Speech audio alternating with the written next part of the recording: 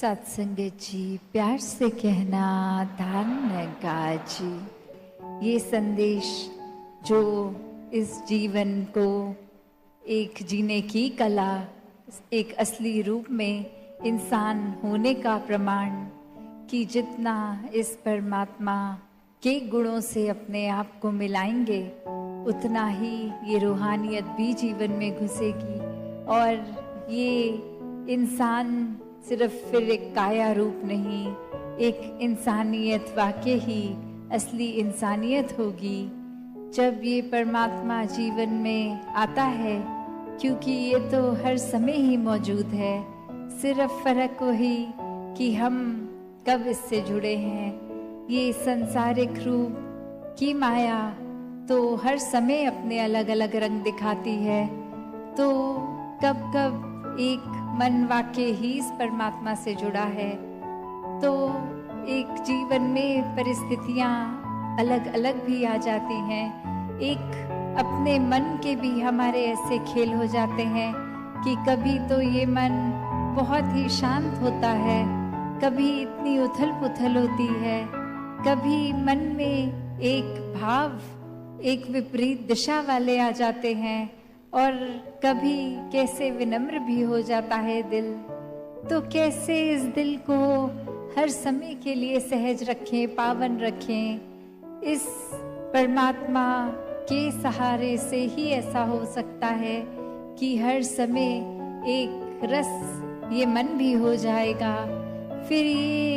एक लहर जैसी एक उछाल इस मन में नहीं आएगी, एक सहजता रूप, एक मन में जितना ज्यादा परमात्मा को बिठाएंगे उतना ही ये फिर मन भी पावन होगा। तो एक मन की जहाँ बात है वहाँ एक चरित्र भी उसमें आता है, सोच भी उसमें आती है, एक हमारे भाव जो एक हमारे जीवन में हम प्रदर्शित करते हैं वो भी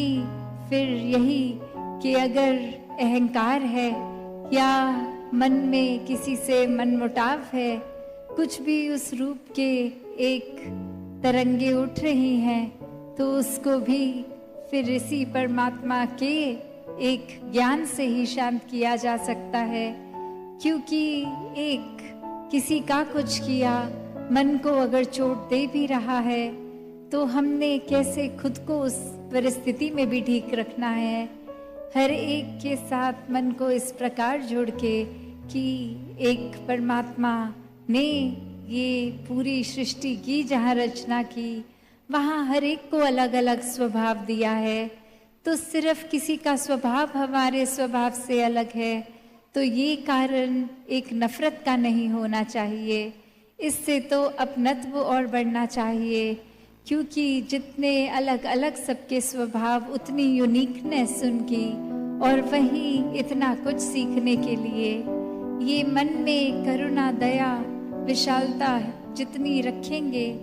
इस परमात्मा के सहारे से ही जो कि रखी जाएगी, तो ये ऐसा करने से फिर एक जीवन में भी एक सुखद रूप, एक आनंद रूप, कि फिर कुछ ऐसा तो नहीं होगा कि हम अगर आर्थिक रूप में कम हैं तो एक धन दौलत आ जाएगी, या फिर कोई अगर शरीर की पीड़ा है वो एक चली जाएगी। नहीं, परिस्थितियां तो वही रहेंगी, पर मन की अवस्था, ये दृष्टि, एक हर समय का सुकून फिर भी रहेगा। क्योंकि इस मन में जब परमात्मा होता है तो फिर चहुं ओर वो सुकून ही, वो एहसास ही रहता है, और फिर किसी को हम एक बुरी दृष्टि से नहीं देखते, किसी में कोई ऊंच नीच के भाव, कोई वैर विरोध नफरत के भाव नहीं आते, एक हर कोई पूजने लगता है, हर किसी में ये ही परमात्मा दिखता है। तो एक जहाँ कंपैशनेट होने की बात है और एक अक्सर ये मन मंदिर की बात होती है कि इस मंदिर में इस परमात्मा को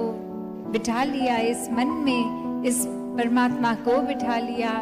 तो वाकई ही हम खुद ही मंदिर हो गए, एक चलता फिरता परमात्मा का प्रमाण हो गए। और ये तो नफरत से हासिल नहीं होगा, ये किसी को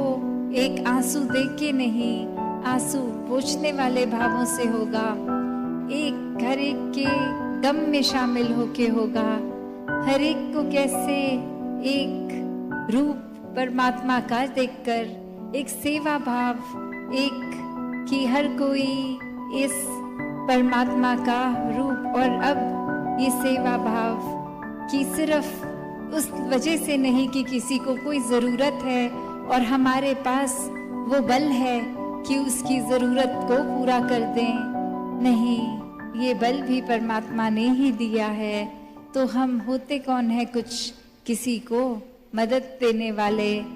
तो बात वही कि जो कुछ इस परमात्मा का है, इस परमात्मा की ही सृष्टि को अर्पण, एक मन को खाली बनाना होगा, मन को अहंकार से एक ऊपर उठाना होगा, इस कर्ता भाव को मिटाना होगा, एक सेवा में, मानवता के कल्याण में जीवन को लगाना होगा, और कोई कंपल्शन की तरह नहीं, एक कोई इसलिए नहीं कि ऐसा करने से हम बेहतर इंसान बन जाएंगे, अच्छे कर्म करने से नहीं, एक मन में भाव वही कि अच्छे कर्म तो बाय प्रोडक्ट होंगे जब मन में ये परमात्मा है। और फिर भक्ति भी फिर उस भाव से ही है कि संसार को त्याग के नहीं भक्ति करनी, इस समाज, इस परिवार, इस संसार में रह के भक्ति करनी है, अपने कर्तव्यों का पालन करके भक्ति करनी है, कोई उदासी से मुंह लटका के भक्ति नहीं करनी,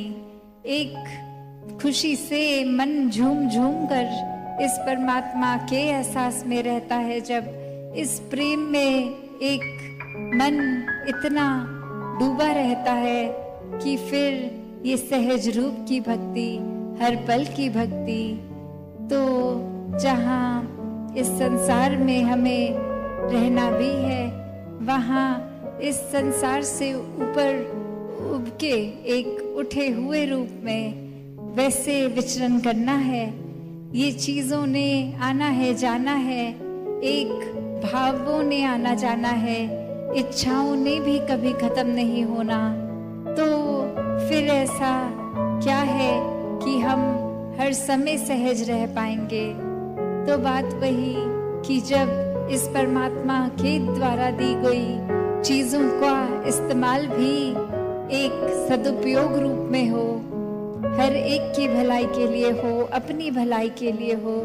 तो ही वो साधन भी मुबारक हैं। वरना तो एक अगर हम चाकू तक का उदाहरण लें तो वो चाकू का काम तो एक छिलना है, एक काटना है। तो वो जो इंसान के हाथ में है चाकू, उस इंसान की नीयत क्या है, उस पर उस चाकू का असर निर्भर करता है। वो कोई एक चाकू उसके हाथ में हो जो चोर हो, डाकू हो, मर्डर हो, तो फिर एक नुकसानदेह काम होगा। पर वहीं हम देखते हैं कि एक सर्जिकल नाइफ जब किसी सर्जन के हाथ में होती है, एक डॉक्टर के हाथ में होती है, तो शरीर को वो चाकू भी छिलता है, एक खून भी आता है, पर वो एक बेहतरी के लिए होता है, एक उससे एक अच्छा रिजल्ट ही मिलता है, एक सेहत के लिए वो सुधार रूप बनता है। तो बात वही कि ये साधन भी इस परमात्मा ने दिए हैं, हमें अपनी सोच को ठीक रखना है, उन साधनों को मिसयूज नहीं करना, उनको भी उसी परमात्मा, ये जो हम हर समय अंगसंग है कि जो इतने साधन दिए, वो साधन रूप को भी हम फिर परमात्मा के एहसास में अगर इस्तेमाल करेंगे तो दुरुपयोग तो होगा नहीं, एक अच्छी सोच, एक अच्छे भावों से ही होगा। तो ये जल्दी ही हर किसी के जीवन में ब्रह्म ज्ञान रूप की दात भी जहाँ आए, वहाँ हर पल भक्ति करते हुए, अपने कर्तव्यों को पूरा करते हुए हर कोई इस जीवन को भक्तिमय जिए। सत्संगत जी, प्यार से कहना धन्यवाद जी।